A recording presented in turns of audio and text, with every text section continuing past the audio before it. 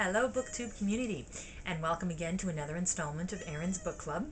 Now I've got a book review to do, so I'm very excited about this one.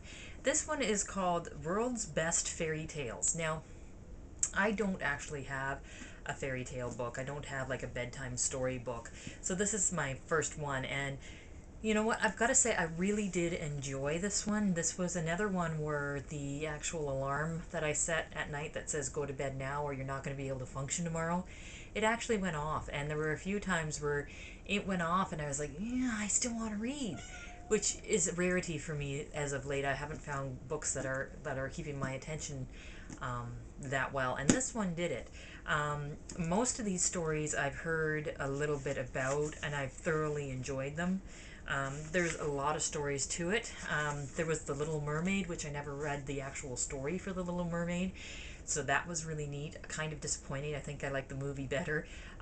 There was The Snow Queen, which is one of my favorite fairy tales. There was the Town Mouse and the Country Mouse. All of these I really enjoyed. The one downside that I don't think I enjoyed very much, and I think this is more of an editor's issue, they would pick stories that were written with like a moral to be learned, so they weren't like a lesson to be learned, so they weren't. They were very PG. They were very kid friendly. Everybody was happy at the ending, and there was like, and they lived happily ever after, and it was a good feel good story. And then they would put that right beside like a Brothers Grimm. Like the Chicken Little one where the sky was falling, they all die. The wolf takes them, or the fox, or what is it, Foxy Loxy or whatever, takes them into a cave and eats them all. And that's put right beside like a funny story. So that was kind of weird. I don't know if I had kids, if I'd want to read that, be like, here's a happy-go-lucky story, and by the way, here's Brothers Grimm who's going to tell you all about like death and dying. And there was another one about, again written by Brothers Grimm, about a princess who went to meet the bridegroom and got overthrown by like the lady in waiting, and the lady in waiting had like the princess's horse killed because the princess's horse could talk.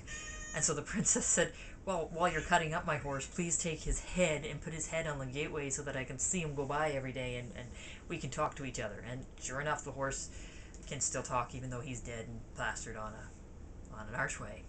So that kind of thing was a little alarming.